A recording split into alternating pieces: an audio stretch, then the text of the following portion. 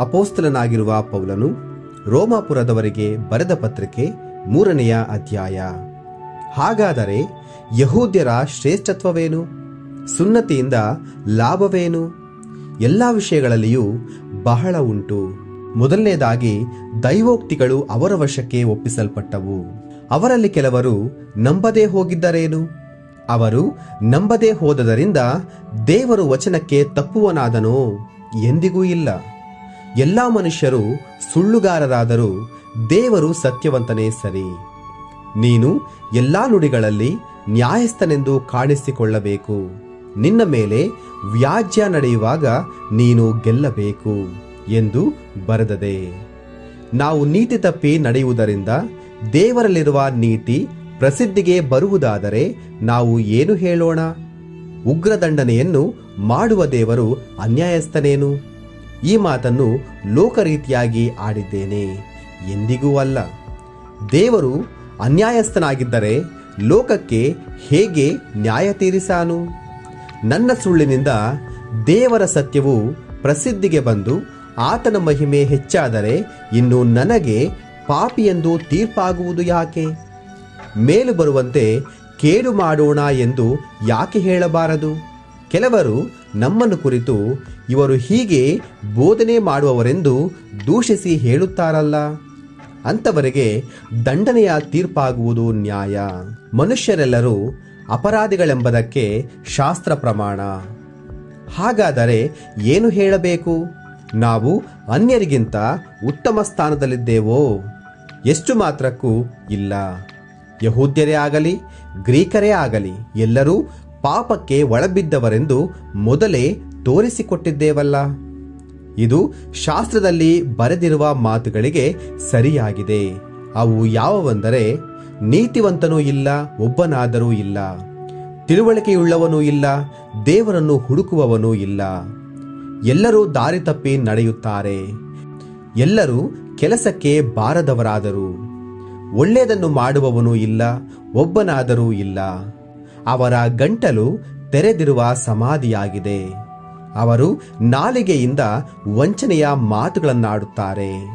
ಅವರ ತುಟಿಗಳ ಹಿಂದೆ ಹಾವಿನ ವಿಷವದೆ.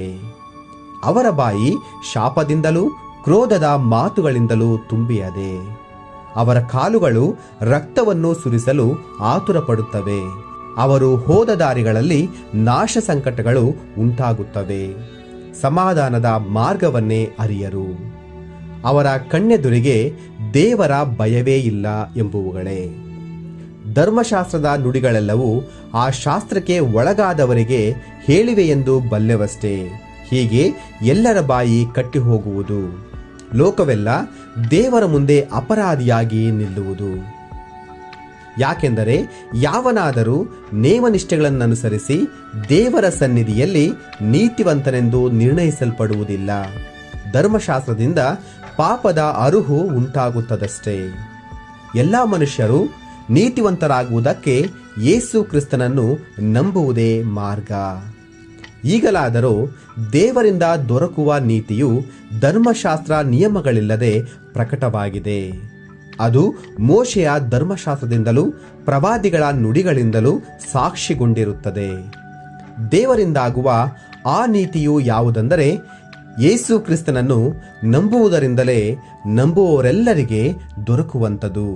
ಹೆಚ್ಚು ಕಡಿಮೆ ಏನೂ ಇಲ್ಲ. ಎಲ್ಲರೂ ಪಾಪ ಮಾಡಿ ದೇವರ ಮಹಿಮೆಯನ್ನು ಹೊಂದದೆ ಹೋಗಿದ್ದಾರೆ.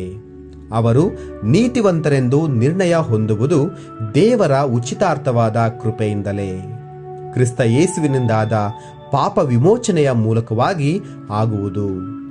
ಈತನು ತನ್ನ ರಕ್ತವನ್ನು ಸುರಿಸಿ ನಂಬಿಕೆಯಿದ್ದವರಿಗಾಗಿ ಕೃಪಾಧಾರವಾಗಬೇಕೆಂದು ದೇವರು ಈತನನ್ನು ಮುಂದಿಟ್ಟನು. ದೇವರು ಹಿಂದಿನ ಕಾಲದ ಪಾಪಗಳನ್ನು ದಂಡಿಸದೆ ಸಹಿಸಿಕೊಂಡಿರಲಾಗಿ ತನ್ನ ನೀತಿಯನ್ನು ಈಗಿನ ಕಾಲದಲ್ಲಿ ಹೀಗೆ ತೋರಿಸಿ, ತಾನು ನೀತಿ ಸ್ವರೂಪನಾಗಿಯೂ ಯೇಸುವಿನಲ್ಲಿ ನಂಬಿಕೆ ಇಡುವವರನ್ನು ನೀತಿವಂತರೆಂದು ನಿರ್ಣಯಿಸುವವನಾಗಿಯೂ ಕಾಣಿಸಿಕೊಂಡಿದ್ದಾನೆ. ಹಾಗಾದರೆ ಹೊಗಳಿಕೊಳ್ಳುವುದಕ್ಕೆ ಆಸ್ಪದವೆಲ್ಲಿ? ಅದು ಇಲ್ಲದೆ ಹೋಯಿತು. ಯಾವ ಪ್ರಮಾಣದಿಂದ? ಕರ್ಮ ಮಾರ್ಗವನ್ನು ಅನುಸರಿಸುವುದರಿಂದಲೋ ಅಲ್ಲ, ವಿಶ್ವಾಸ ಮಾರ್ಗವನ್ನು ಅನುಸರಿಸುವುದರಿಂದಲೇ. ಧರ್ಮ ಪ್ರಮಾಣ ಸಂಬಂಧವಾದ ಕರ್ಮಗಳಿಲ್ಲದೆ ನಂಬಿಕೆಯಿಂದಲೇ ಮನುಷ್ಯರು ನೀತಿವಂತರೆಂದು ನಿರ್ಣಯಿಸಲ್ಪಡುವರೆಂಬುದಾಗಿ ನಿಶ್ಚಯ ಮಾಡಿಕೊಂಡಿದ್ದೇವಲ್ಲ.